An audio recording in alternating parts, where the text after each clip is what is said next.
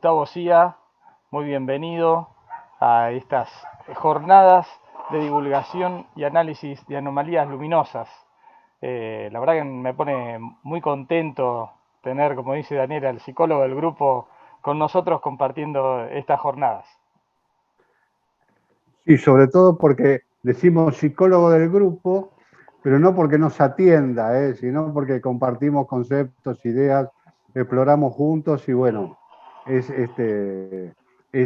nuestra perspectiva psicológica frente a la complejidad de todo este fenómeno que estamos abordando. Gustavo, estás muteado, así que bueno, ahí está, perfecto. Bienvenido, Gustavo, bienvenido a la jornada. Bueno, buenas tardes a todos, espero se me escuche bien. Les pido a todos, la inmensa mayoría de gente que está reunida en este evento, profesionales, no profesionales, la gente de público, todos que son tan importantes en este momento para poder compartir estas nuevas ideas y poder de alguna manera pensar acerca de este tema de la comunicación y de las inteligencias, ¿no? Por un lado, bueno, agradecer al Grupo Hemisferio, a Daniel López, Esteban Lingeri, a Carlos Vale, que también participó de una investigación que hicimos, una pequeña investigación, un modelo estadístico que vamos a presentar en este trabajo. Muchos conceptos de los que yo he aprendido del grupo y los que he compartido me han enriquecido enormemente, para mí es un privilegio. Pero además de todo eso, también quiero agradecer a Cristian Soldano, que es alguien que también está compartido con nosotros viajes, encuentros, y que de alguna manera también ha transmitido un material que compartimos, que hoy lo vamos a poner. Al doctor Alejandro Parra, porque hay conceptos que hoy voy a exponer que tienen que ver justamente con esta cuestión de las comunicaciones. Y esto surgió a través de diseños metodológicos experimentales en parapsicología, que no es esa parapsicología que muchos puedan entender, que no está ni mal ni bien, pero que no es la lectura ni de la gorra del café ni nada por el estilo, sino que tiene que ver justamente con el trabajo sobre los fenómenos, digamos, que tienen ese vector paranormal, ¿no es cierto? Y que no tanto nos tiene acostumbrado también el fenómeno, esta inteligencia, yo la llamo el fenómeno. Así que bueno, nada, quería también agradecer este momento y empezar un poco a comentarles un poco como hizo otros que me precedieron. Primero decir que bueno, realmente es muy difícil poder hablar de algo después de semejantes monstruos que han hablado el día de hoy. Trataremos de estar a la altura, trataremos de decir algo que por lo menos sea útil. No sé si es importante, creo que el concepto es útil, ¿no? Que la gente la ponga a pensar, que la ponga a proponerse nuevas aproximaciones, que empiecen a bucear en un fenómeno que realmente nos convoca a todos, ¿sí? Como es el fenómeno de las luces y las inteligencias que están detrás de estas luces. Yo quería proponer un poco la posición, ¿no es cierto? Como lo hicieron otros antes que yo, sobre todo nuestro querido amigo Diego Escolar. Mi posición propone la conjunción justamente del campo de lo social, al que puede corresponder la psicología, y el campo de las ciencias. Y como articulador, formar o tomar el factor que puede unir esos dos elementos y sumar un poco a esta convocatoria multidisciplinaria, creo que en eso coincidimos todos, ¿no? Que es la neurociencia. Mucha gente piensa que la neurociencia es una corriente escéptica, que no considera los fenómenos de la conciencia, que es justamente un factor clave, y todo lo contrario. Curiosamente, la neurociencia ha planteado esta cuestión del estudio de lo que entendemos por conciencia, y no me refiero solamente a la conciencia vigílica, ¿no? Sino a la conciencia que de alguna manera nos conecta con lo que Rupert Sheldrake decía, un poco los campos morfogenéticos, ¿no? Esta cuestión de esa unificación de la experiencia. Y quería ir llevándolos paso a paso, de a poco, compartiendo con el público algunas de las experiencias, investigaciones de otros autores, agregando alguna de la propia Viña, que la hemos discutido en reuniones con los chicos del grupo. Y creo que es importante entender que mi posición es una posición que tiene que ver justamente con el compromiso de una sinergia, donde lo particular y lo individual deje camino a lo colectivo. Y no me refiero a lo colectivo a nivel comunidad, raza, o género, digamos, o grupo humano, sino que me refiero también a esta cuestión de correrse un poco de la individualidad y en tratar de responder a esta propuesta que nos hace el fenómeno, directa o indirectamente, de integrar distintos conceptos en pos de un resultado, o por lo menos de una aproximación a un fenómeno tan complejo como el que estamos tratando.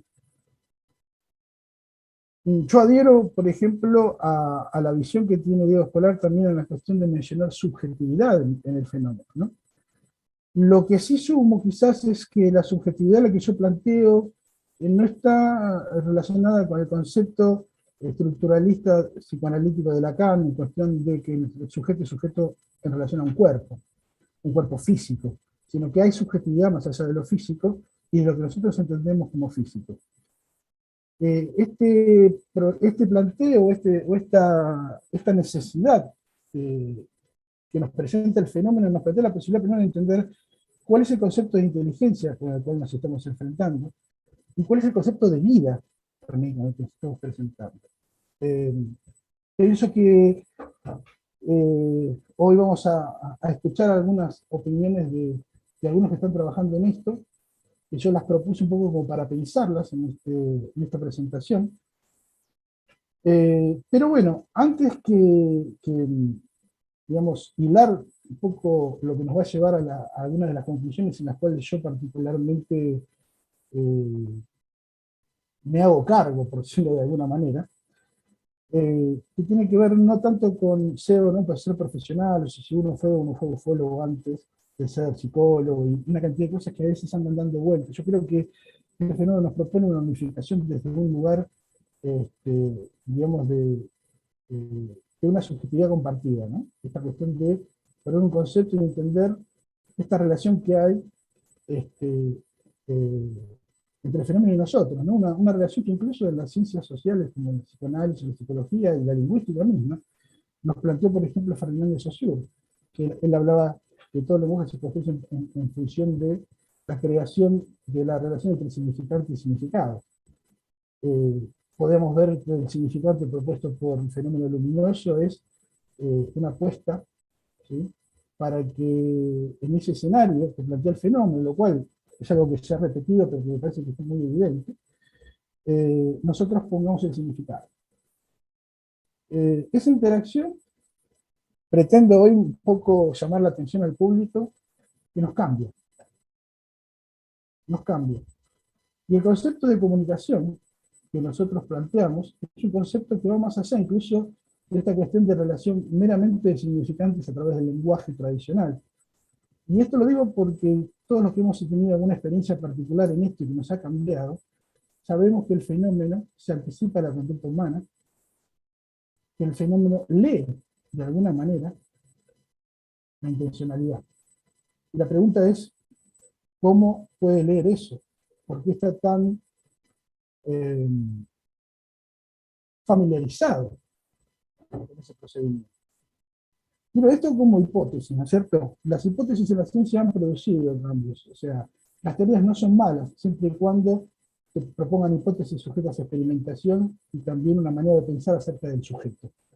Cuando hablamos de subjetividad, podemos hablar también de una subjetividad que puede estar más allá del concepto de humanidad, de humano, ¿sí? O ahí sí, creo que esto va más allá del concepto de una inteligencia de carácter animal o humano, creo que trasciende, hay una especie como de distancia ontológica, no en cuanto a superioridad, sino en cuanto a diferencia, pero también hay conceptos muy en común, porque mi percepción es que este fenómeno ha estado de alguna manera constituyendo y formando parte de la cultura humana desde el principio de los tiempos, y ha aparecido de alguna manera con una puesta en escena, pero también con una especie de semántica que está relacionada con los mitos y con la cultura, y cuyos referentes no son los científicos, ¿sí?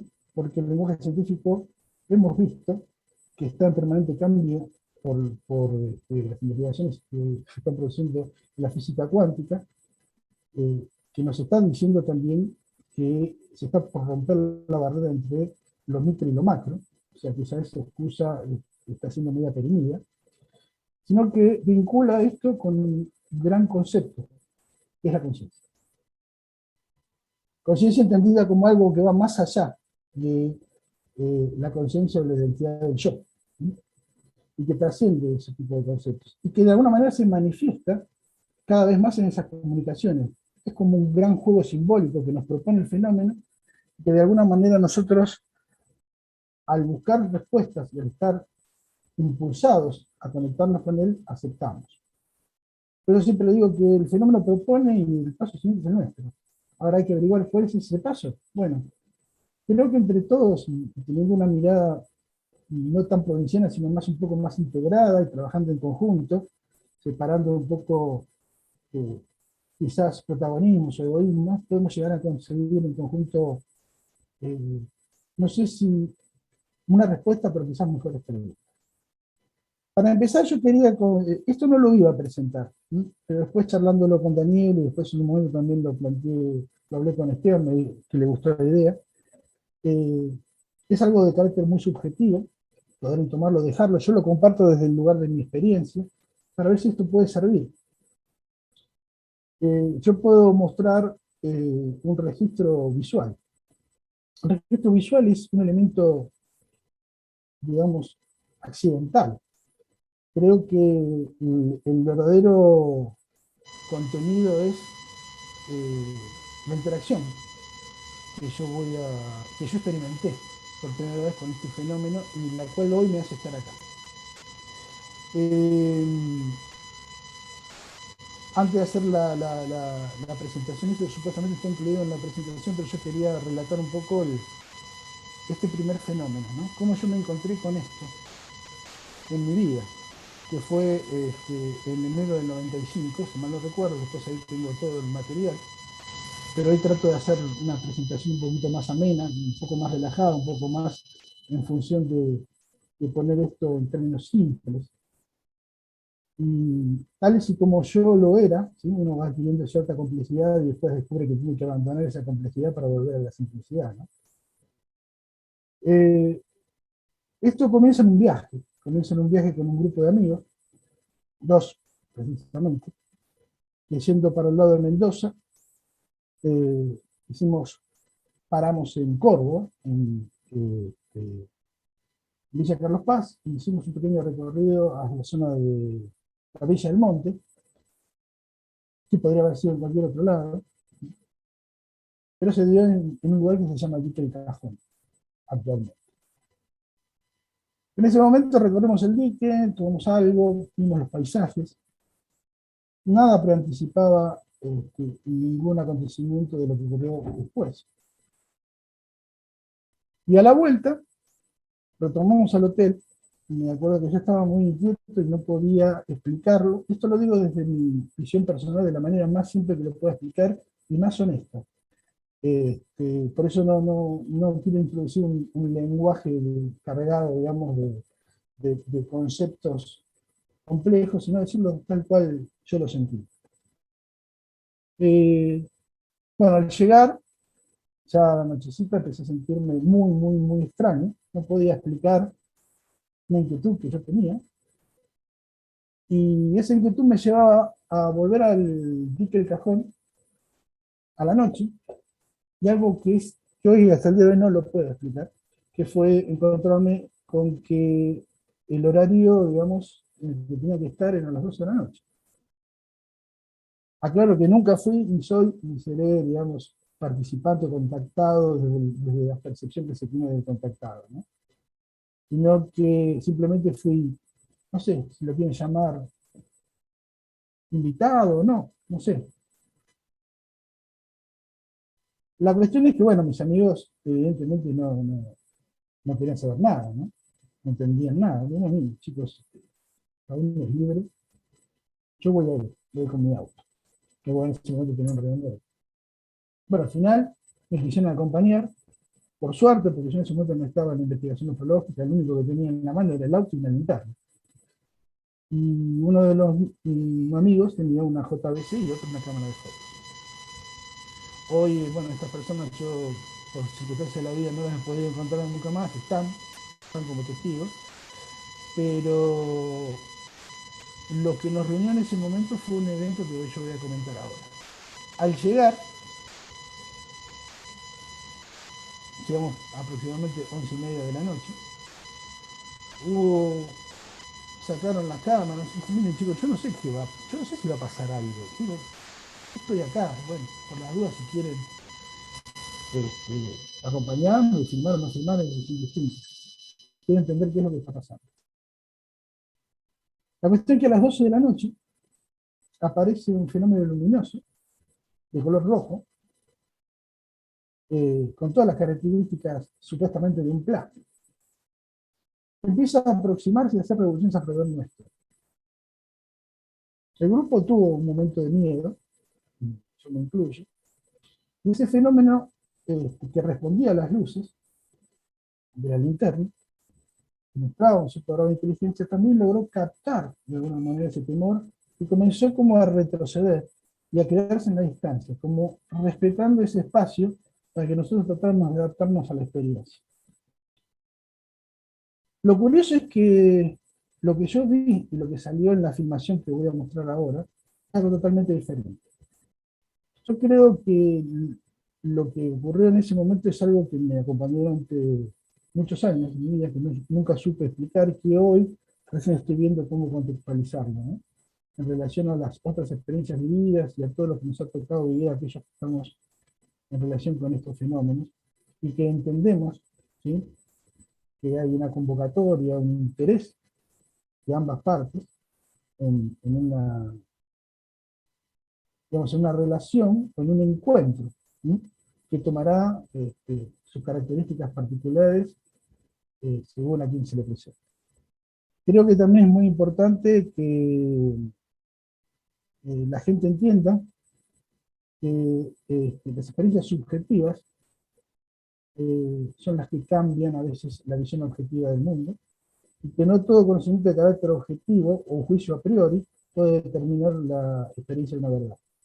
Por eso creo que el concurso de las ciencias sociales y los representantes más importantes, que no son los científicos, son los testigos, y su contexto cultural, insisto también de nuevo en apoyar en ese sentido a Diego Escolar, son los factores importantes.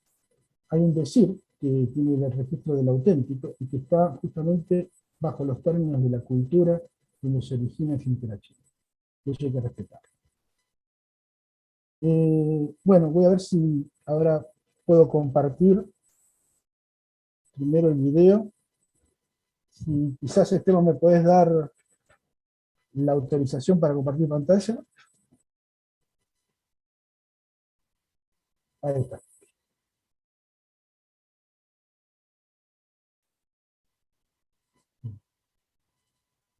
A ver, el screen, a ver si lo podemos lograr. Soy un poco duro con esto. Ahí está. Bien.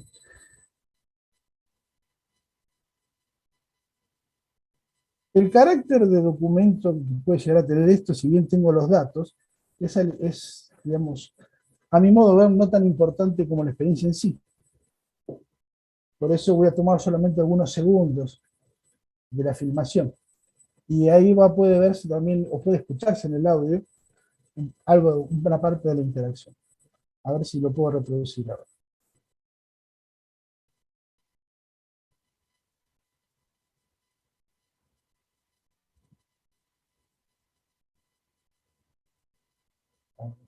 Vamos a ver con otro.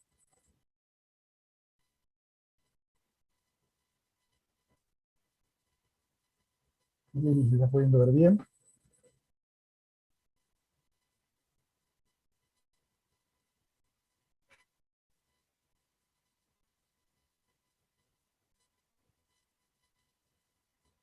Cuando estamos observando que de golpe se enciende es a respuesta de las linternas, de los linternazos que nosotros los enviamos.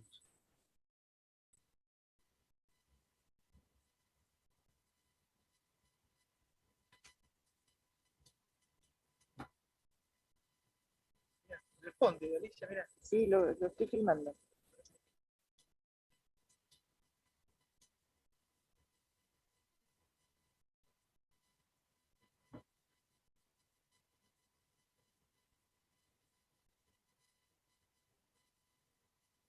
Bueno, básicamente tomé esto, voy a detener acá, voy a volver a ver si puedo cerrar esto.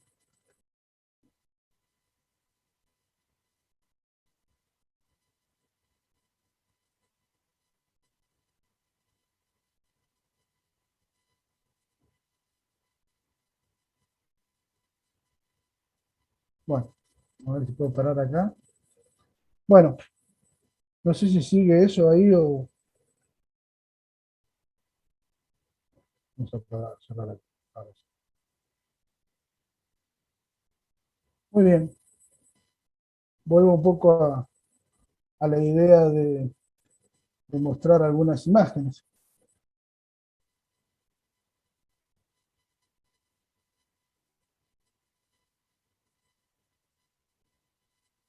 Intentamos tratar de definir el objeto, pero en realidad descubrimos que estas formas no tienen nada que ver con lo que yo había visto, algo muy extraño, sino que de alguna manera tiene una forma de luz rojiza que apareció frente a nosotros. Y bueno, lo que a mí me llama la atención de esto no es fenómeno luminoso.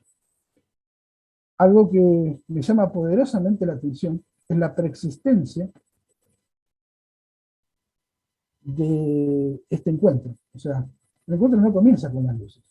El encuentro comienza con una especie de sincronicidad de carácter psíquico, inconsciente, como lo queramos llamar, previa, como si fuera una semilla puesta, para que después se propusiera ese encuentro.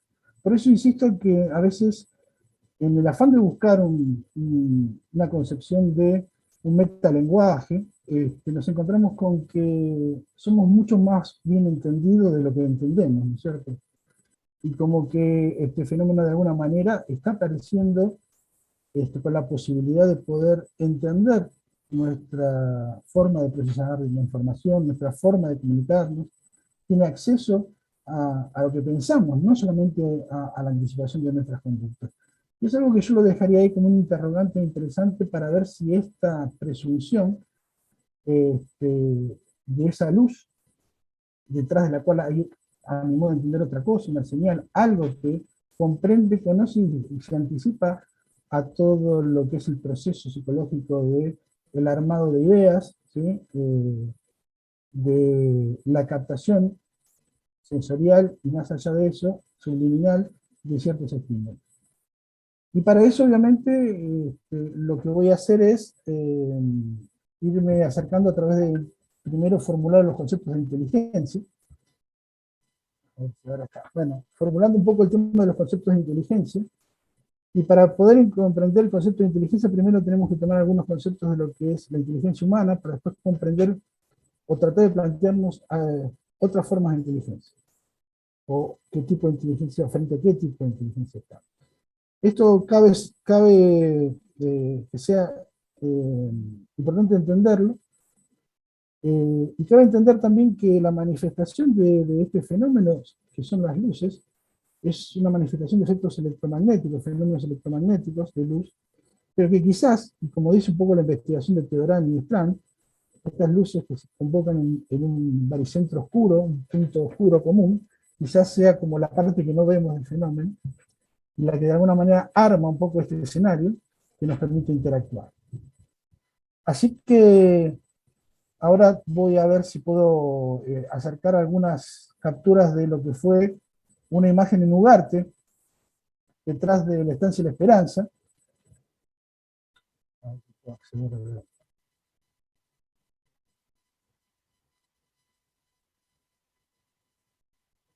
si puedo acceder ahí a mi máquina. Me parece que no.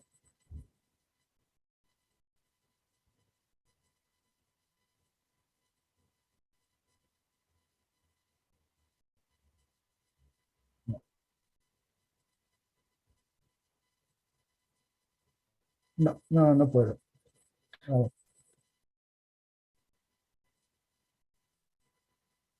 si lo hacemos desde acá. ¿Se ve ahí? ¿Se ve algo?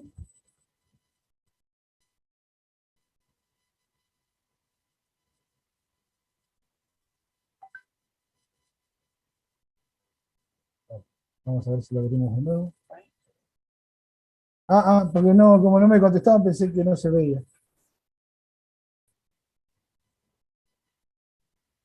Bueno,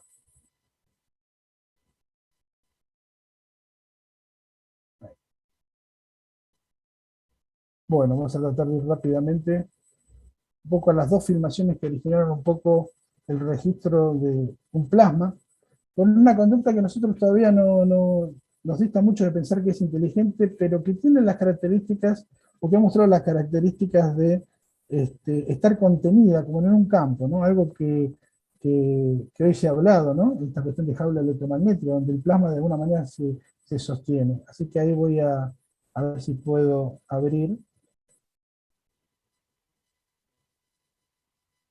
No sé si se está pudiendo ver, en todo caso me hacen...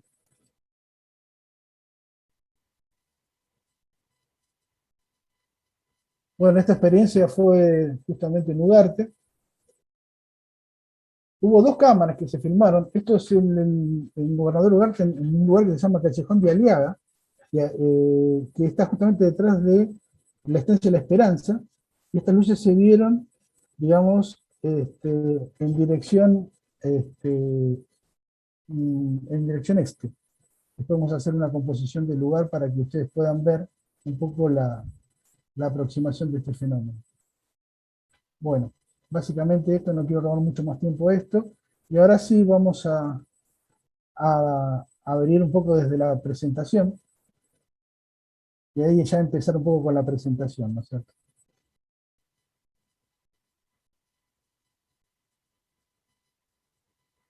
Bueno, hablamos de esto. La presentación, lo que tuvimos en la experiencia fue con una filmadora JVC, pero insisto nuevamente, me parece que lo más importante ahí es plantearse qué pasó antes de la manifestación luminosa, porque esa sincronicidad. Máximo Teodorani escribió un libro que realmente es maravilloso, que se llama Sincronicidad, justamente, ¿no? Y parece que estos efectos sincrónicos a veces se dan antes de la aparición de las luces. Bueno, este es el registro que hemos tenido, que he tenido con mi cámara, una Canon SX40. Esto fue el 21 de junio de 2013 a las 3:35 de la mañana.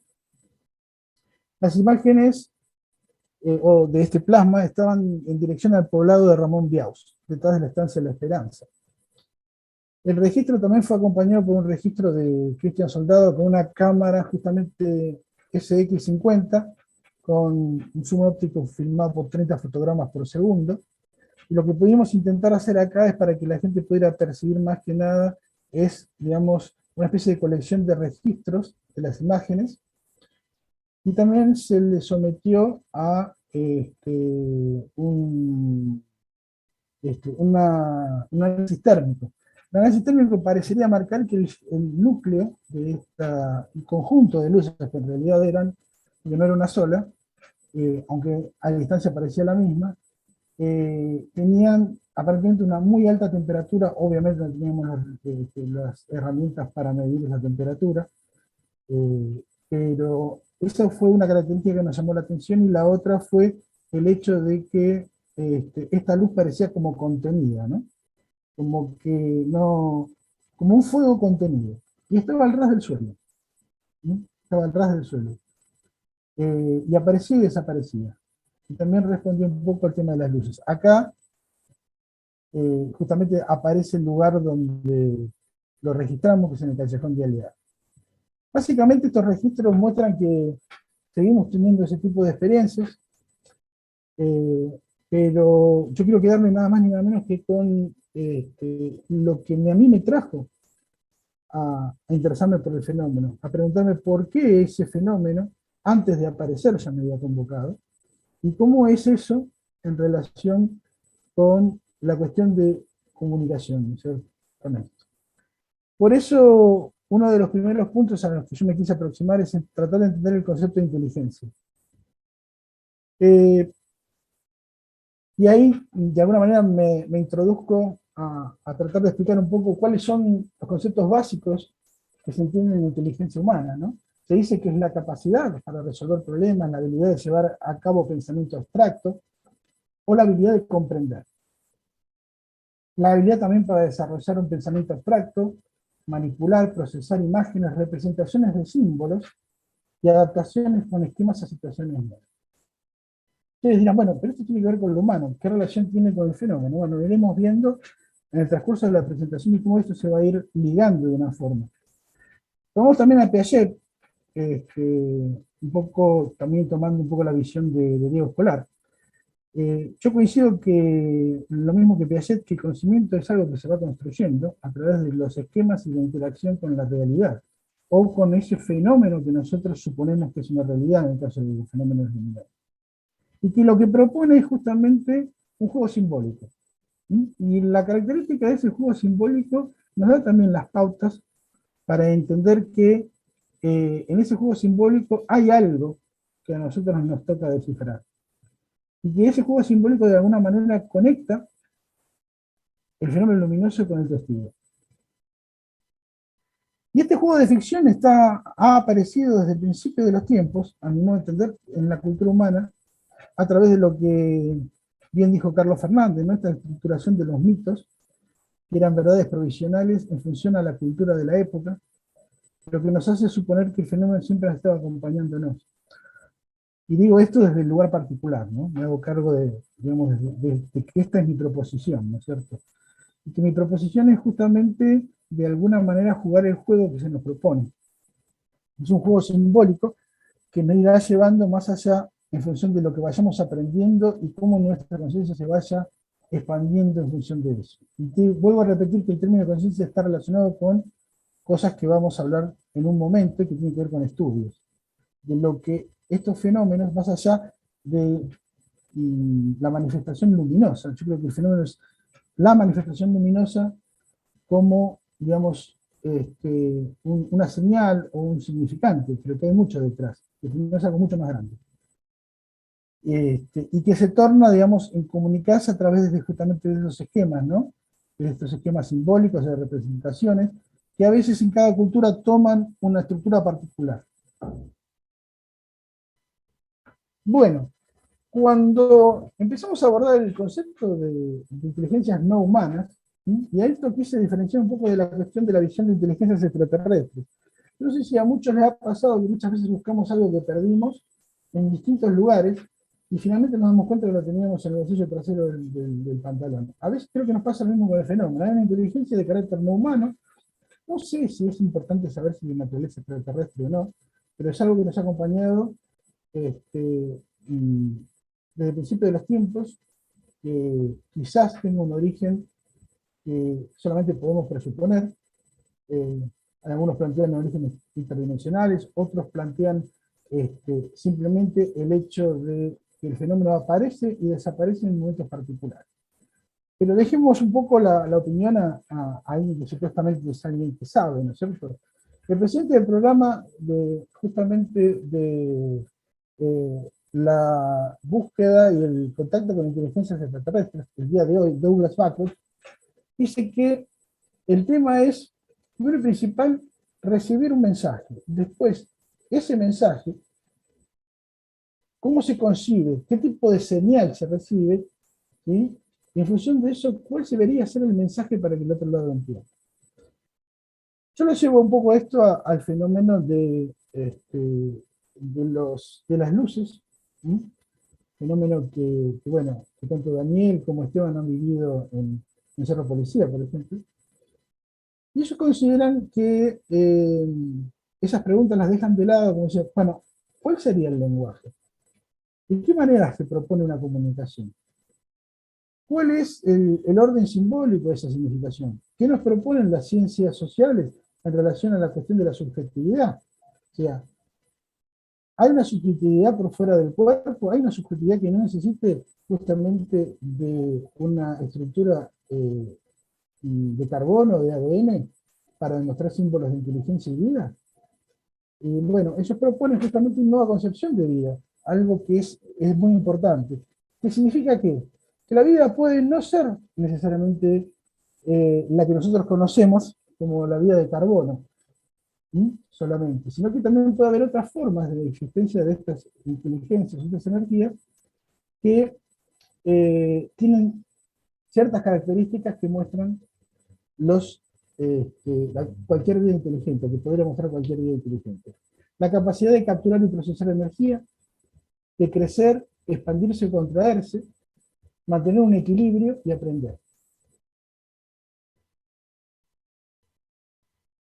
Entonces estos autores plantean de alguna manera que la concepción que nosotros tenemos de inteligencia, que a veces está mediada por la cultura a través de un ser antropomorfo que tiene determinadas características, a lo que yo presupongo que no es ni más ni menos que quizás una puesta en escena del fenómeno en otras manifestaciones, o simplemente la aparición de la luz, que me parece que es lo más auténtico y cercano, y que también se comunica a través de respuestas luminosas a los estímulos que le podemos generar, que hay un intento y un deseo de comunicación mutuo, y que en ese deseo de comunicación mutua hay algo que se llama sensibilidad, que es una característica de la vida inteligente. Entonces, pensar en una subjetividad más allá de lo humano no significa que esa subjetividad no sea sensible, y que de hecho muestre su sensibilidad en el intento de comunicarse, o en el hecho de comunicarse, ¿no? Ahora bien, si lo que hay detrás del fenómeno intenta comunicarse con el ser humano, si ese fenómeno de alguna manera tiene una onda portadora de carácter luminoso, electromagnético, que requiere distintas herramientas o elementos para manifestarse, acá es donde empezamos a preguntarnos un poco la cuestión de cuáles serían las condiciones ideales para que el fenómeno de alguna manera se presente. Y me he encontrado con una investigación de la Universidad de Caltech, Tecnológica de California, que habla de algo que se llama magnetorrecepción. La gente dirá, bueno, ¿por qué tiene que ver todo esto con el tema de las luces inteligentes? Bueno, les pido un poquito de paciencia, iremos de a poquitito ir aproximando conceptos. Bueno, este estudio se hizo con una jaula de Faraday, donde un sujeto fue colocado dentro de la misma, con una cap o gorra con 64 electrodos en su cabeza, y lo que se intentó hacer alrededor es introducir una especie de corriente eléctrica simulando una actividad de tormenta geomagnética alta, o sea, una interferencia electromagnética o geomagnética, que tiene mucho que ver con esta cuestión de la actividad solar también. Bueno, ¿qué ocurrió? Algo que después terminamos comprobando con una investigación en función de los casos en una base de datos. Ocurrió que cuando esta corriente electromagnética se producía con altos niveles digamos, de actividad, eso produce cortos o cambios o interferencias en lo que puede ser una conexión con el cerebro humano y entre el cerebro humano y otra cosa. Estos 34 participantes, cuando se los midió con el gorro, mostraron este factor. Yo voy a ver si lo puedo... acá está la jaula de Faraday, ¿sí? Acá está el sujeto, el piso aislado, y alrededor de esta jaula se inducía una corriente eléctrica alta y producía un efecto que ahora vamos a ver. Producía la desaparición o la reducción significativa de las ondas alfa del cerebro junto con las ondas beta también, o sea, como si hubiera una un ruido tan amplio que impediría cualquier tipo de procesamiento de información. Bien, lo vamos a mostrar en un video que está justamente activado acá. A ver si lo puedo hacer escape acá. Bueno, a ver si la gente lo puede ver, porque explica gráficamente qué es lo que pasa.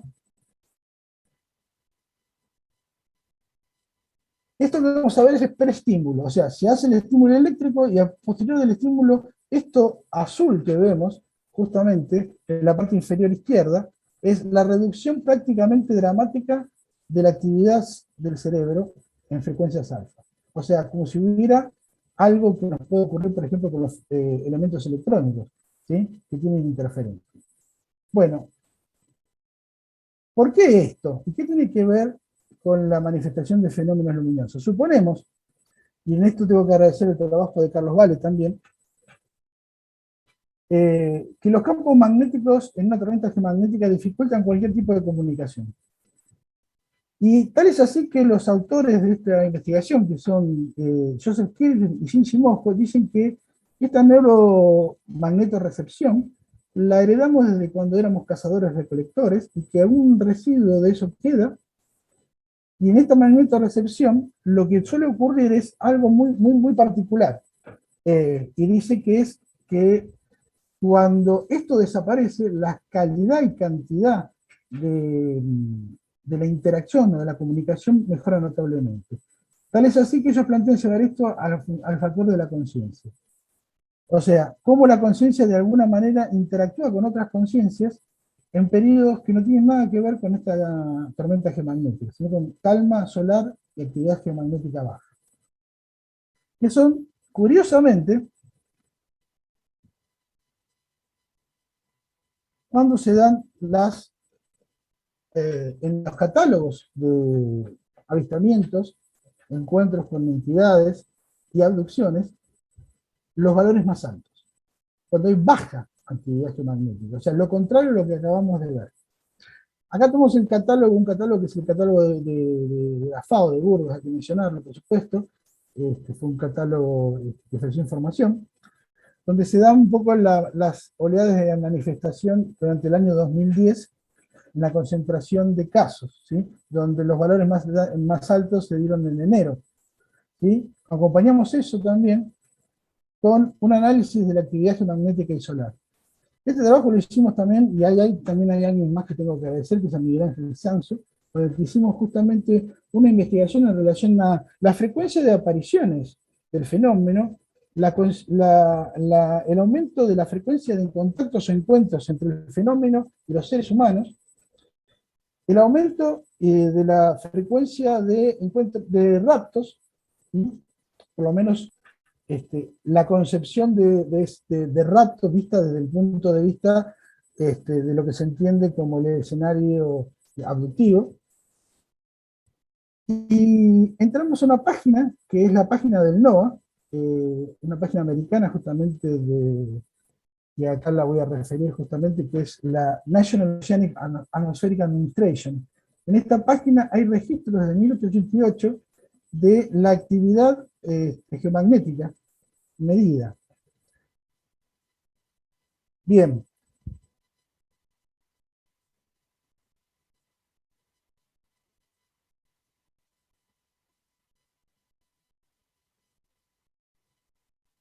No sé si lo puedo tomar de la diapositiva actual. Bueno. Tomamos entonces dos valores que les voy a explicar a la gente, que es la forma de medir la actividad geomagnética. Una de ellas es la actividad geomagnética a cada 3 horas de cada día y la actividad diaria geomagnética. Estos valores están tabulados y nos permiten introducir este concepto en bases de datos de fenómenos vinculados a encuentros ovni de todo tipo. Cabe destacar que este antecedente de la baja actividad geomagnética y solar en relación a los encuentros ovni también se da en investigaciones de carácter paranormal. Hay un estudio fundacional de Stanley Kramer, médico y neurólogo, que hizo un estudio justamente relacionado con telepatía en sueños y geomagnetismo, y concluyó también, tomando estas variables, que los mayores éxitos, porque esta investigación, este estudio se hacía con un sujeto dormido y con otro como emisor, enviando imágenes con distintas cargas emocionales. Y se dio que esta correlación se daba mucho mejor y había mejores resultados cuando había baja actividad geomagnética solar. O sea, cuando los factores facilitadores de conexión eran mayores. ¿Por qué tomo esto? Y ahora lo llevo a la cuestión de la investigación en este tipo de luz. Porque justamente estos dos promedios en los catálogos, primero en el de Burgos, dieron bajos.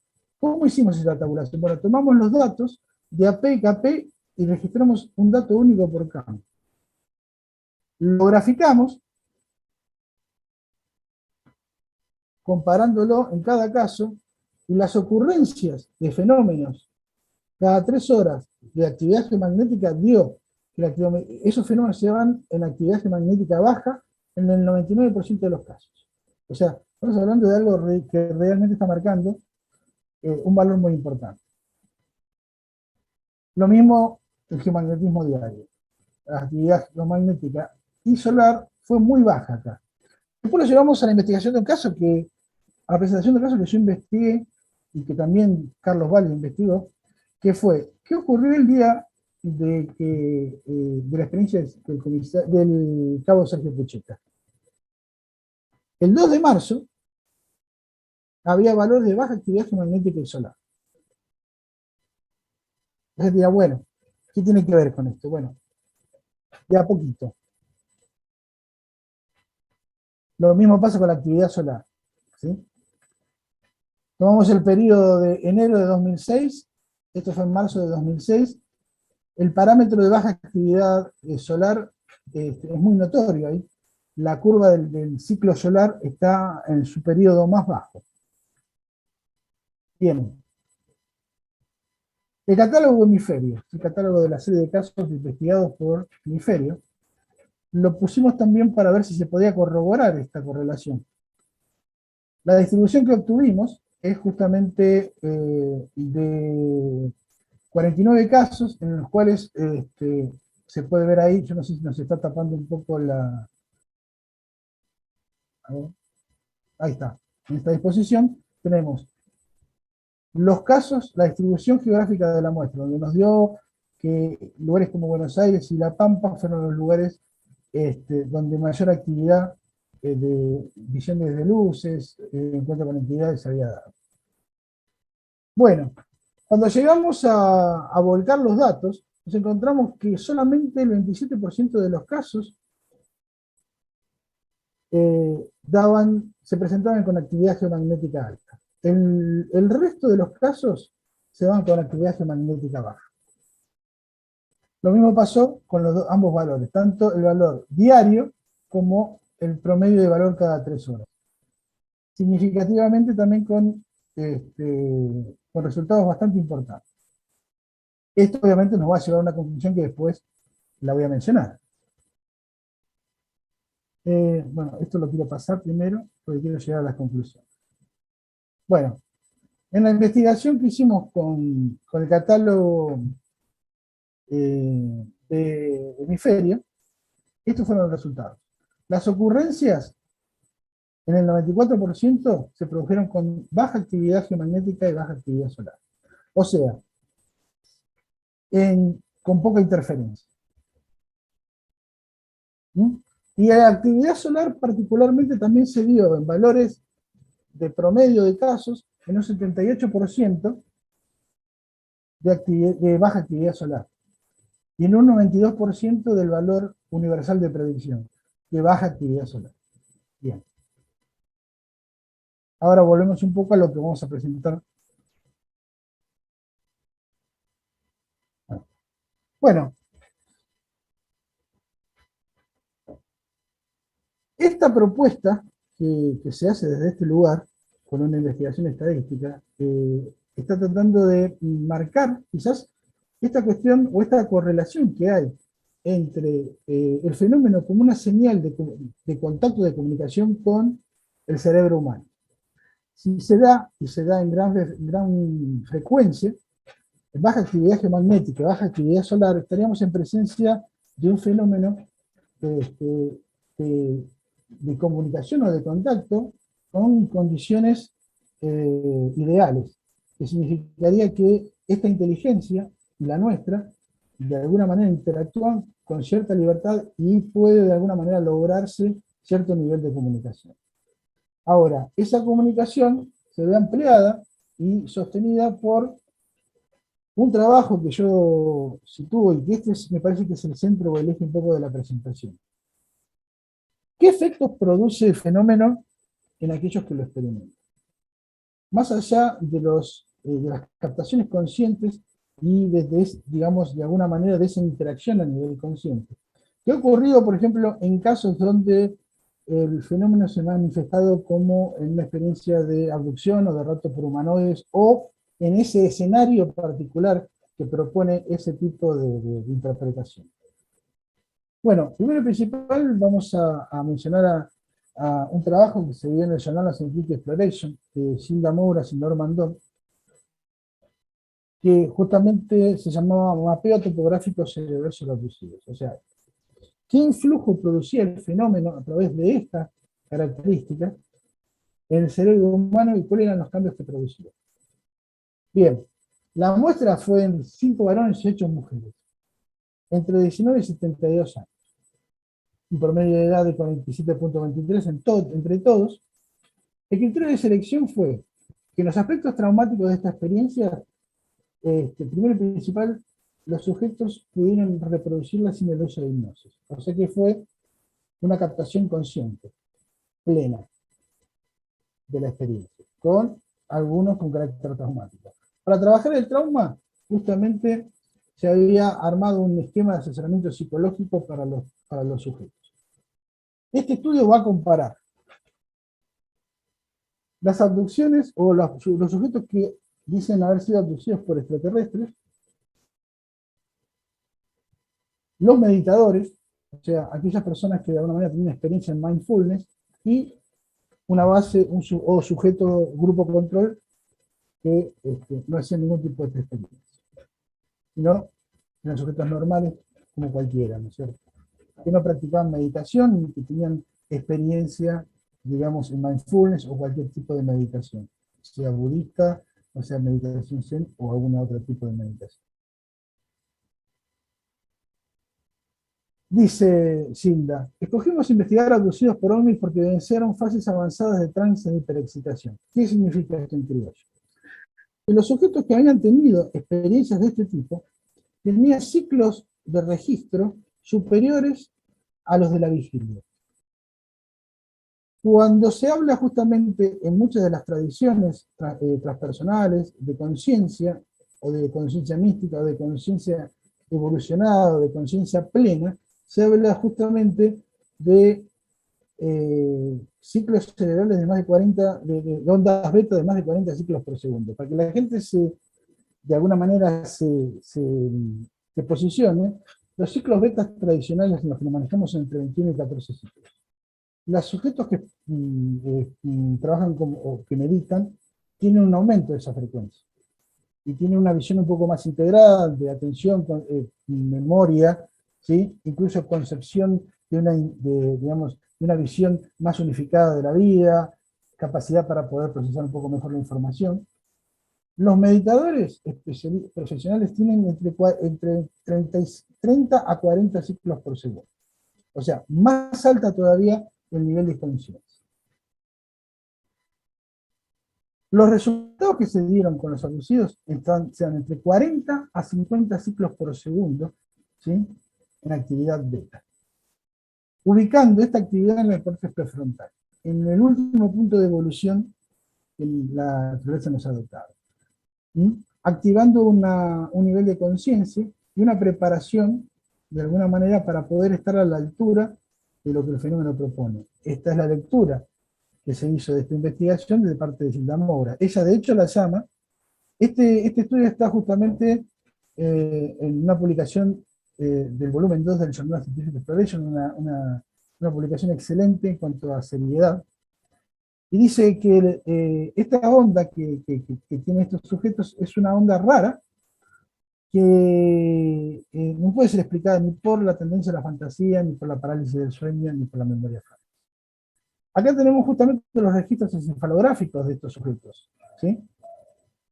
Los sujetos abusivos han mostrado experiencias en el estado de trance de hiperexcitación de más de 50 ciclos por segundo. Estamos hablando de lo que se llama tradicionalmente la supraconciencia, ¿sí? Ellos han manifestado este tipo de habilidades pudiendo reproducir las emociones y los recuerdos de ese tipo de encuentro con el fenómeno, ¿no? En este caso en el rapto extraterrestre. Fíjense también lo importante que es lo que podemos ver acá, que es justamente un estado profundo de meditación de 151 segundos breve, donde esta actividad está aumentada. ¿Qué pasa? Esto le hace pensar a Gilda, ¿sí?, algo que ella denomina onda de despertar de la conciencia. Esta es una de las diferentes formas de las que quizás no se han hablado en este encuentro, de cómo el fenómeno puede operar desde otra perspectiva. Yo supongo que este trabajo debe repetirse y debe hacérselo en otras condiciones. Sería muy importante que este tipo de trabajos que tienen una muestra significativa, un diseño metodológico y un diseño estadístico bien cuidado, pudieran repetirse en las investigaciones. Ahora, no es la única aproximación. Está la aproximación del relato, del encuentro con las luces y de lo social, que son factores que van sumando un poco a lo que podemos obtener como conocimiento de este tipo de experiencias. ¿Qué es lo que se nos propone? ¿Qué efectos está produciendo esta interacción entre el ser humano e inteligencias, digamos, no humanas? A título, digamos, de ejemplo, quise presentar también el trabajo de Gilda Bauer. ¿Qué ocurre? Los datos confirman, de alguna manera, que suponemos que esta inteligencia tiene una onda portadora, o sea, esta inteligencia se manifiesta a través de energía electromagnética, no es energía electromagnética solamente, es algo mucho más que eso, y que se da en momentos donde hay ciertas funciones, en ciertos momentos donde se dan condiciones facilitadoras. Se dan todos los momentos, pero especialmente en momentos donde se da condiciones facilitadoras para que haya una comunicación entre los humanos y ellos. Lo que habla también de que esa comunicación tiene que ver justamente con una señal portadora que permite la comunicación entre dos mentes, de alguna forma. Y que el fenómeno no es algo pasivo o no es algo que simplemente opera solamente de manera accidental, sino que está produciendo, según varias investigaciones, cambios en la conciencia de los sujetos. Y de hecho, todos aquellos que de alguna manera investigamos el fenómeno, nos encontramos con que estas inteligencias de alguna manera pueden leer o anticiparse, estas luces pueden leer o anticiparse a muchos de nuestros comportamientos. Y proponen un juego en el cual hay que descubrir las reglas, ¿no? Hoy un poco hablábamos de esta cuestión de la relación entre significante y significado y la cuestión de la subjetividad. Este encuentro entre las dos inteligencias, la humana y esta otra inteligencia, tal vez tiene que se propone en esta correlación o digamos, en esta conexión, debe ser investigado y debe ser investigado de distintas maneras, desde la intuición, desde lo que los sujetos y los testigos nos dicen acerca del fenómeno, desde los estudios, pero una cosa que parece ser clara es que esta inteligencia nos viene acompañando, a mi modo de ver desde el principio de los tiempos, que toma como eje simbólico de alguna manera la manifestación de fenómenos dentro de un encuadre cultural en diferentes épocas, algo que Jacques Vallée llamaba sistema de control. Y cito a Vallée porque hay muchos que podrán pensar acerca de la hipótesis de la teoría de la explosión de Caravaca o algunas hipótesis que se plantearon previamente en la ufología nacional que eran anteriores a la de Caravaca. Creo que todo este origen de alguna manera fue planteado inicialmente por Jacques Vallée. Pero más allá de quién fuera planteado, parecería que el fenómeno de alguna manera actúa como un termostato que lo que hace es proponer el próximo avance, el próximo paso, la próxima, digamos, el próximo salto de conciencia en esa comunicación y que los receptores podríamos llegar a ser nosotros. Y en ese sentido me acuerdo siempre un poco de esta cuestión de la película 2001, ¿no? Que hablaba justamente de esta caja negra, que se presentaba frente a unos prehomínidos y que proponía ese aumento de la inteligencia. Se ve muy bien en uno de los cuadros donde uno de los monos se da cuenta que arrojando un palo tiene un arma y empieza a obtener poder sobre otros grupos, y de ese, digamos, descubrimiento, el salto al espacio, había un solo paso. Esto es muy claramente descrito y mostrado por Stanley Kubrick de manera genial, ¿no? Ese palo en el aire después se transforma justamente en una nave orbitando el planeta Tierra, ¿no? Entonces, digo yo, nosotros tenemos en esta concepción fuertes evidencias de que el contacto se da a través de las mentes. Que esas mentes, y también se da a través de los estímulos luminosos y las señales. Y también se da a nivel de la conducta humana en relación a cómo reacciona frente al fenómeno. Pero lo que me parece que es una realidad que no puede dejar de verse es que este contacto no solamente debe ser seguido, sino que, a mi modo de entender, está por evolucionar. Y que no vincula solamente a aquellos que se ponen en contacto, vincula especialmente a aquellos que se ponen en contacto como la primera avanzada. Pero me parece que el fenómeno es un fenómeno que involucra a la humanidad a nivel global, ¿no es cierto?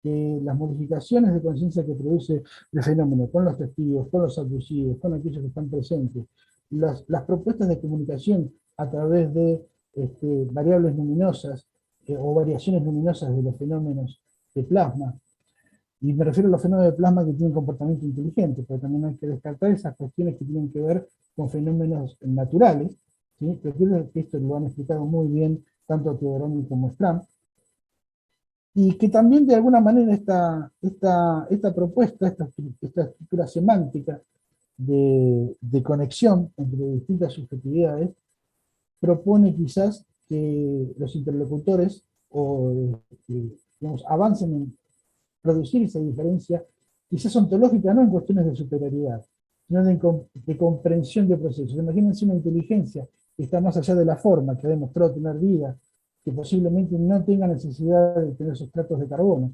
que posiblemente pueda venir de otra dimensión o no, no lo sabemos, y que ha estado interactuando en la cultura durante mucho tiempo, y en ese sentido también rescato el catálogo 1921, del que habló Diego Escolar, y que junto con Cristian hemos también tomado algunas lecturas porque está por cada provincia.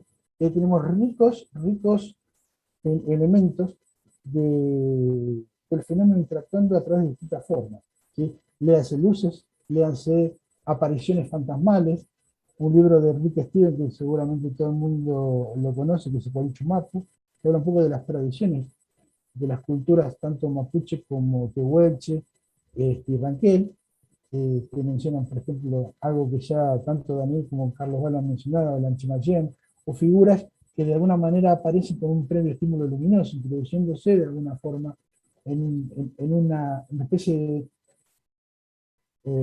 de cuadro o de presentación de escena más referida con la cultura del momento. Si uno se pone a analizar un poco cómo fue evolucionando el fenómeno OVNI, creo que pasamos de las naves metálicas, los dirigibles, hasta las luces. Y creo que nunca, en realidad, fue solamente una sola cosa. Creo que las luces es la manifestación más natural, más próxima a la verdadera naturaleza del fenómeno. Y supongo e intuyo que este fenómeno de alguna manera está haciendo una aproximación. Pero esa aproximación depende mucho del resultado que proponga la interacción en el ser humano. Puedo repetir, si esta inteligencia, a través de lo que hemos visto en los estudios, proponen un aumento de la conciencia del hombre, proponen también la posibilidad de poder reducir esa distancia, pero también qué hacemos como cultura, ¿sí? Para reducir un poco lo que sabiendo que han actuado sobre áreas del cerebro que tienen mucho que ver con el desarrollo de lo social, pero que también van más allá, sino que implican justamente una toma de conciencia mucho más alta. Tomado justamente de estas investigaciones, ¿no es cierto? Que habrá que repetirlas. Pero todo marca una fuerte tendencia de que el fenómeno de alguna manera nos está cambiando. Y si nos está cambiando ¿a qué? ¿Cuál es la proposición? ¿Cuál es la posición? ¿Se han movido las piezas? ¿Nos toca a nosotros ahora jugar? ¿Qué propone el fenómeno? Cambiarnos, interactuar con nosotros, y en esa interacción producir cambios. Hay un beneficio para nosotros, y sobre todo, creo que la palabra clave es conciencia. Creo que el fenómeno justamente es un productor de conciencia. Pero esto, vuelvo a repetir, es mi perspectiva personal. ¿Sí? Pero curiosamente está relacionada con este tipo de datos. Es un fenómeno inteligente que se transmite en una señal, ¿sí? Que se da en periodos donde no hay mucha interferencia, ¿sí? Que de alguna manera propone cambios en la forma de procesar la información, que nos da también la posibilidad de expandir nuestra conciencia, y que también a través de esa conciencia expandida nos permita quizás generar una forma de comunicación que va más allá del discurso de la lingüística, ¿sí? de la relación con significantes, sino que incluso se propone como un encuentro entre mentes, entre conciencias, ¿sí? Y que quizás el factor común no es tratar de buscar un lenguaje común, sino que eso ya existe, sino aproximarnos un poco ontológicamente a lo que estas inteligencias nos proponen. No importa cuáles sean su naturaleza, eso lo tenemos que averiguar en la marcha.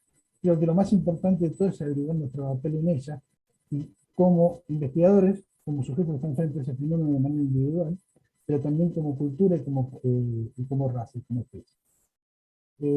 Hemos estado y estamos, creo que, en una adolescencia no solamente tecnológica, sino también social, en la cual seguimos participando en lo que yo he llamado la barbarización de los lazos sociales.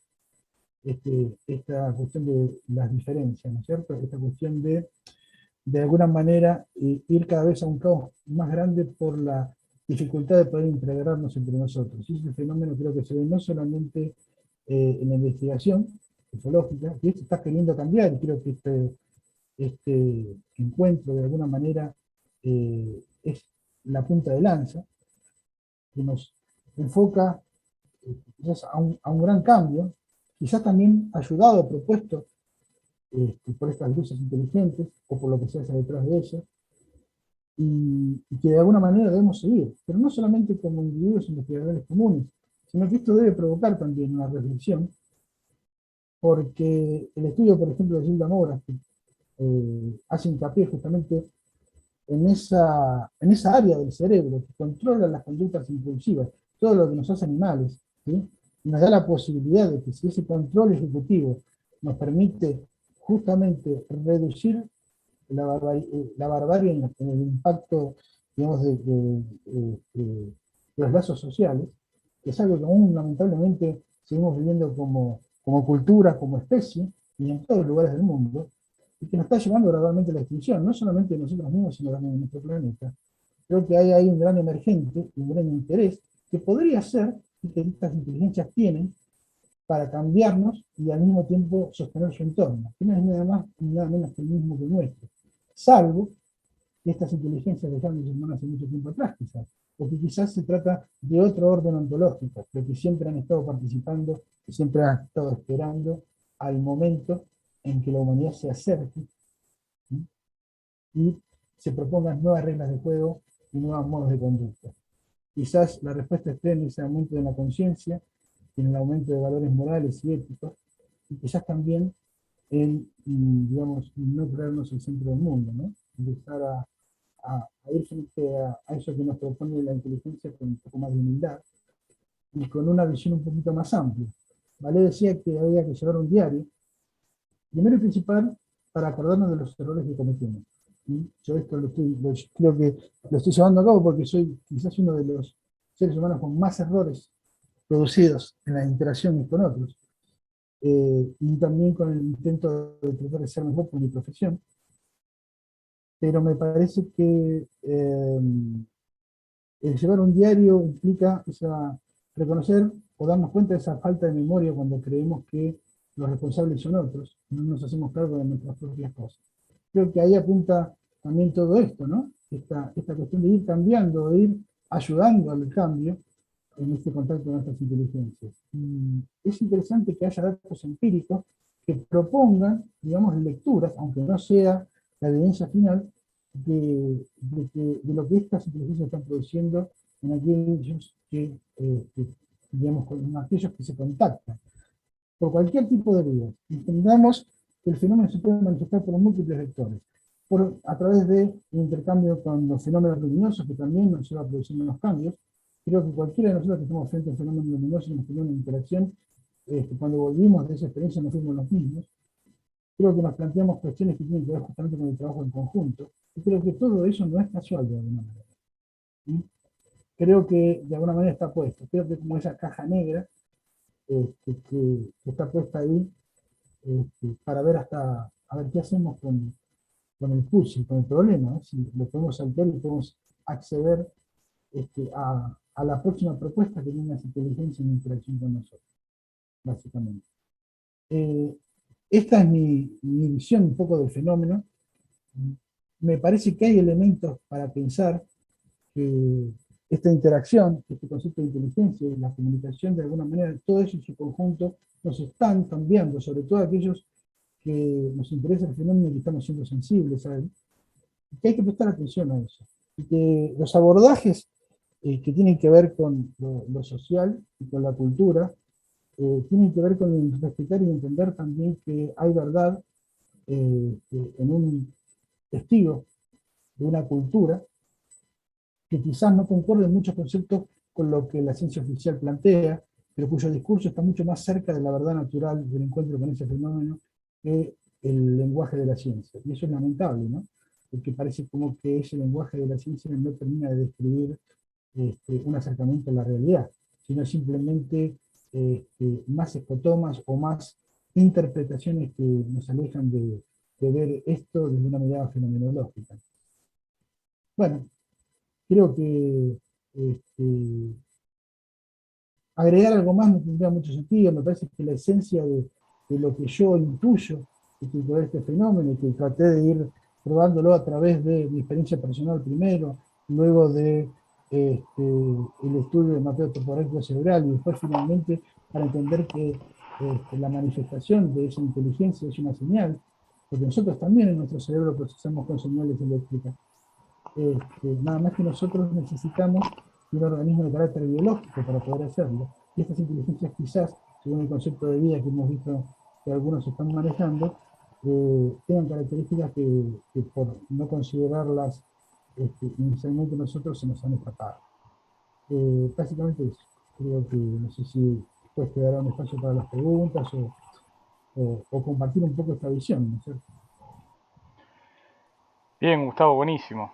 La verdad que muy interesantes los conceptos que has desarrollado. Me gustó ese concepto de vida con Y. La verdad que buenísimo. Me encantó. Acá hay un montón de comentarios y de preguntas que ahora vamos a leerte, vamos a hacerte. Acá déjenme un segundito nomás que paso a saludar a todos los amigos y amigas que se han ido sumando acá en el chat. Y ahora sí tenemos varias preguntas y comentarios para hacerte. Café Fológico Rosario, Elizabeth Santana, María Paula Moody, Andrés Segovia, FR, Matías Ahumada, Luis Laorca, Elizabeth Santana, Raúl Díaz, Patricia Paz, Sheram79 Love, Cecilia Urbina, Alejandra Costa, Carlos Alberto Vales, que lo habíamos nombrado también, María Cecilia Disumo, Silvana Benito, Carmen Céspedes, Matías Ahumada, Unix, que sigo, que no me traicione, Lau LP, acá también a Jorge Pérez, Kinshi Oshiro, Alejandro Parra, Rodrigo Fuensalida, está también acá, se conectó Richard Cardoso de Proyecto Sirio Café Ufológico, también acá mi prima Inés del Río, como decimos siempre, porque somos Mucha casi, gente querida, sí, sí. casi primos, porque salimos de la mano de Carlitos Yurchuk. Eh, a ver, no quiero repetir tampoco. Sí, bueno, un montón de gente que se va sumando. Diego Escolar acá también que te mandaba saludos. Saludos Gustavo, dice. Dieguito Y, querido. y hay Excelente. Miguel Alfredo Bilic. Algunos ya los mencionamos cuando hicieron las preguntas también anteriores. Pero Ujú. bueno, no quería dejar de agradecerles a todos los que están acá en el chat. Ahí está Andrea también Pérez Simondini que se sumó. Cristian Soldano acá también. Impecable Gustavo. Abrazo grande para vos y todos los que han generado esta gran iniciativa. Saludos grandes a vos, Daniel. Así que bueno, Perfecto. sí, la verdad que Bueno, han quedado muchas preguntas también, ¿no? sí, por supuesto, el tema da para Sí, grandes y largas reflexiones, pero por una cuestión de tiempo vamos a ir a las preguntas que la gente, o las reflexiones que la gente hace, ¿no? FFR, no sé cómo nombrarlo, dice, Gustavo, si esto apunta a la teoría multidimensional del fenómeno, ¿la física se podría aproximar a realizar alguna teoría al respecto? Bueno, la verdad que, como Daniel sabe, muchas veces nosotros nos metemos en camisa de once varas por nuestra sed de conocimientos, y hablamos de cosas que quizás no estamos supuestamente tan preparados para hablar, pero creo que la vulgarización, y en el buen sentido de la palabra, de los conceptos de los libros de ciencia que justamente están puestos en términos, digamos, para todo el mundo, nos hacen poder acceder a ese tipo de ideas. Yo creo que hay una física que está naciendo, que en primer lugar es totalmente diferente a la física que hemos venido trabajando en este tiempo. Hay ordenadores cuánticos con procesadores de qubits, con alta velocidad de procesamiento, impresoras 3D que pueden producir diseños surgidos de las abstracciones de la conciencia humana. Podemos pensar también acerca de qué es lo que nos propone el estudio de la mecánica cuántica cuando nos habla de colapso de paquete de ondas, cuando nos dice que hay múltiples posibles realidades ahí dando vueltas, y quizás el observador lo que hace es elegir una y vivirla. Quizás el fenómeno hace lo mismo, pero en vez de vivirla él, la propone, y quizás hay una coparticipación en eso que nosotros creemos que es la realidad, ¿no es cierto? Yo creo que el concepto de realidad y el concepto de conciencia hoy está ligado a la mecánica cuántica y a las neurociencias, a las ciencias sociales, a la filosofía de la ciencia, pero también a la gente común, que es de alguna manera la receptora común, pero muy importante, porque es en realidad el factor aglutinante o el producto de lo que es un pensamiento colectivo de la humanidad, que está evolucionando, que está cambiando y que ve imperiosamente que la manera en que se ha estado manejando ciertas cosas en el mundo, y alejado de cualquier visión política, estamos hablando de una realidad cultural, y como especie, incluso se puede ver desde el punto de vista biológico, o del ambiente, que digamos, estamos empezando a destruir nuestro hábitat, y que creo que es más importante que nunca que este contacto con nuestras inteligencias nos proponga una nueva forma de vivir y de tomar conciencia para adquirir más y mejores habilidades. Yo creo que parte del fenómeno lo que propone es eso, y que una física que explique el fenómeno va a aparecer, pero no va a quitar esta noción de subjetividad en el fenómeno, ¿sí? De sensibilidad. Estamos hablando de un fenómeno inteligente, un fenómeno que a mi modo de ver no lo comparo ni con animal ni con humano, sino con algo más, que tiene una sensibilidad particular, que detecta nuestras intenciones y nuestros comportamientos, que está ahí presente y con toda la voluntad para interactuar con el ser humano, que a veces ha necesitado quizás escenarios particulares para que lo han dado, por ejemplo, las estructuras del mito, y en eso recuerdo muchísimo el libro de Joseph Campbell, ¿no? El psicoanálisis del mito.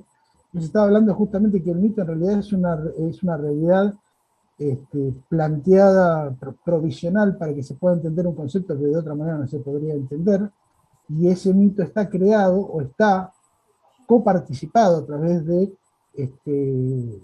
por lo menos, sugerencias de que esta inteligencia ha estado operando en la cultura durante mucho tiempo y que está esperando ni más ni nada menos de poder llegar a tener una conversación más o menos cercana entre un adulto y otro, ¿sí? Pero bueno, obviamente que es mi visión y hay otras visiones que también son obviamente posibles, ¿no? Pero creo que el impacto de una nueva física va a tener que ver con el impacto de una nueva conciencia. Yo creo que la llave y la clave es la conciencia, y eso es lo que están operando. Bueno, te hago otra pregunta porque nos estamos quedando sin tiempo. Andrea Pérez Simondini pregunta, yo quiero hacer una pregunta, ¿no? Si tiene algún antecedente de testigos que hayan quedado con afectación auditiva ante la presencia de estas experiencias. Voy a ser honesto, particularmente no, pero me han comentado de que hay sujetos que han tenido trastornos auditivos, solamente auditivos, no trastornos de, digamos, no prepsicosis o psicosis, porque eso estamos hablando de otro tipo de fenómenos y tenemos que entrar en el campo de lo que es la psicología de la clínica, digamos, ¿no? Pero sí de que han aparecido alteraciones, por ejemplo, zumbidos, que no son explicados solamente por acúfenos, sino que parecería haber una frecuencia alta que está ahí interactuando. Por lo cual la pregunta es más que interesante.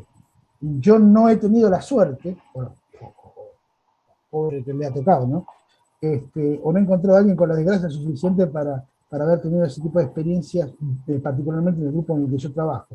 Estoy empezando a trabajar, creo que algo de eso sabe también Andrea, pero me resulta altamente sugerente. Bien, perfecto. Carmen Céspedes pide si podrías explicar un poquito más respecto de cómo actúa la caja negra, o qué sería para vos la caja negra. O sea, no estamos hablando de, no sé lo que me quiere decir Carmen No, Céspedes con la yo caja tampoco. negra. Pero No, me no imagino recuerdo. que es la caja negra tiene que ver quizás con esta concepción de cómo el cerebro procesa información. Hay una parte del cerebro que se llama la caja negra, que es justamente el lugar donde supuestamente se procesa la información más allá de lo que yo entiendo, ¿no? Más allá, digamos, de lo que entra, ¿sí? La caja negra es esas formas perdurables de pensamiento que han sido de alguna manera grabados por el transcurso de la experiencia y por la biología, ¿sí? Freud hablaba de tres factores complementarios, que se llamaba lo biológico, el medio ambiente y la cultura.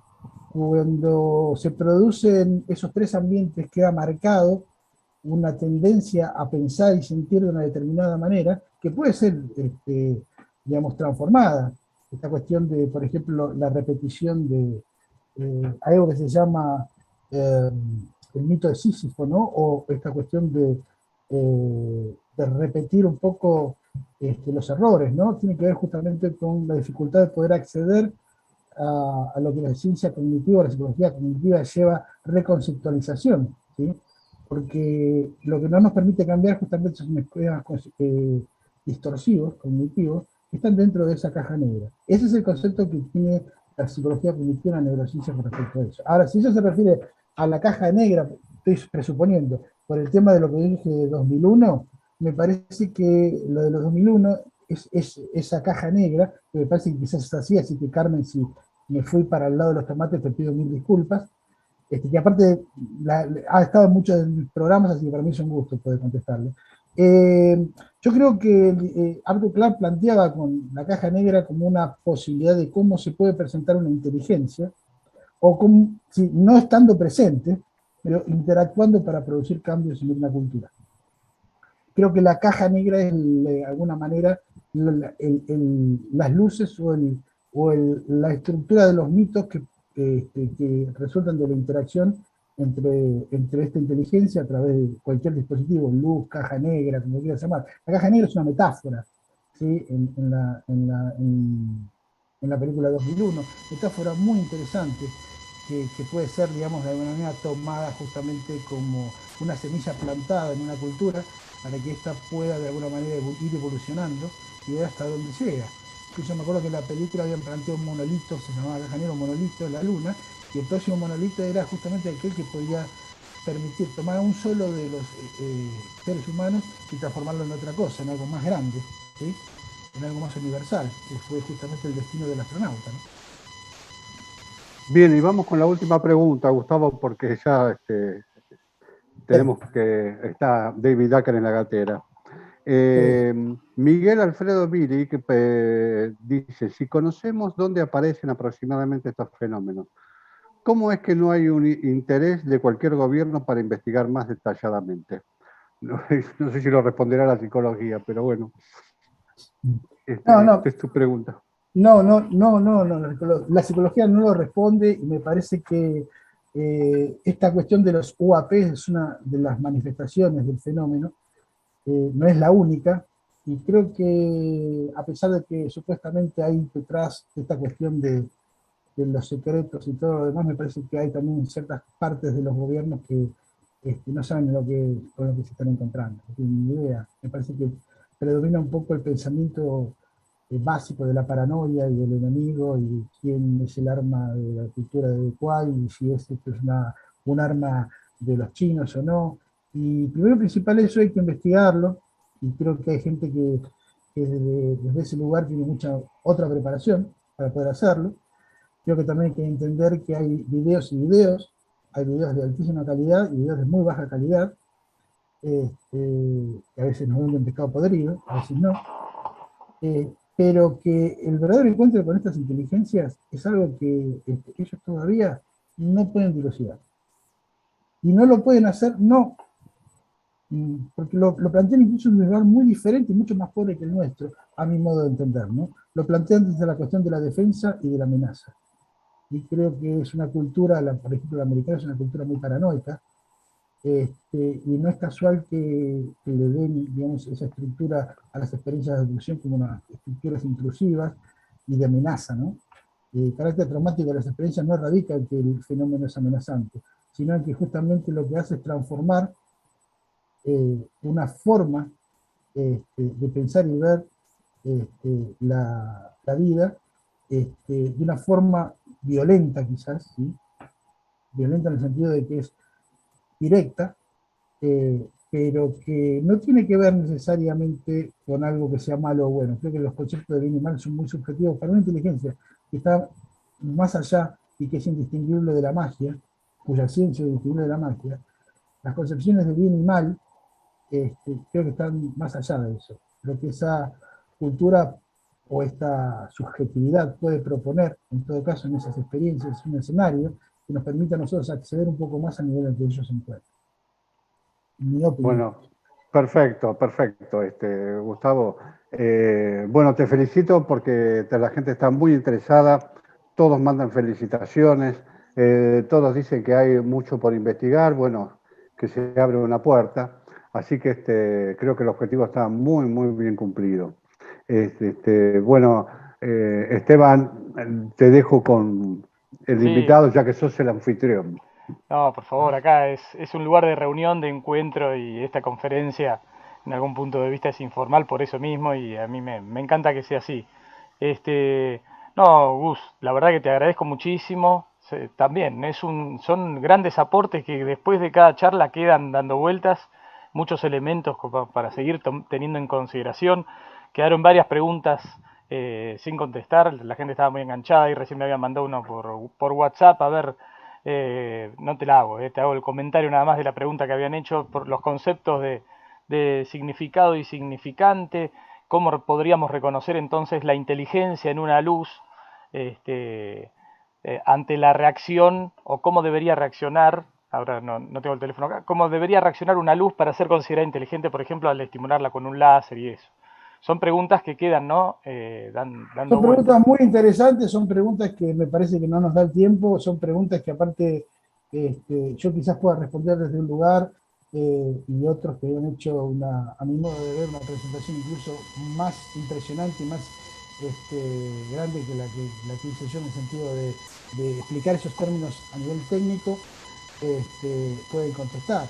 Lo único que puedo así dar esa gotita para que se ir cerrando, porque está David Acker y creo que tiene una presentación que también son inmensas. Y la verdad que estar en medio de tantos gigantes a uno medio que lo mengua. La verdad que fue maravilloso este encuentro. Bueno, y para responder eso, yo creo que muchas veces ocurre que la intencionalidad de cómo dirigirse esa luz tiene más que ver con que el fenómeno responda de una manera amena o se retraiga. Ha habido casos que apuntarlo con una luz láser hace que el fenómeno se vaya. Hay veces que cuando uno con una linterna intenta comunicarse, más que señalarlo, el fenómeno responde, y hay veces que el fenómeno ni siquiera quiere responder. Parece que a veces el juego está de nuestro lado, pero muchas veces está del lado de ellos. Pero me parece que tiene que ver con la intencionalidad. Es como si este fenómeno pudiera entender la intencionalidad del ser humano. Perfecto, perfecto, Gustavo. La verdad que muchísimas gracias, aparte de tu ponencia, por todo el tiempo dedicado en la previa y acá durante. Así que muchísimas gracias y tus No, aportes gracias a usted, gracias a siempre son ustedes. muy bienvenidos. Así que muchas gracias, Gustavo. Te mando un abrazo muy grande. Un enorme abrazo de todos y bueno, habrá un sitio, un WhatsApp o un mail para aquellos que no les pueda responder las preguntas y bueno, en todo caso propongan escribirme ahí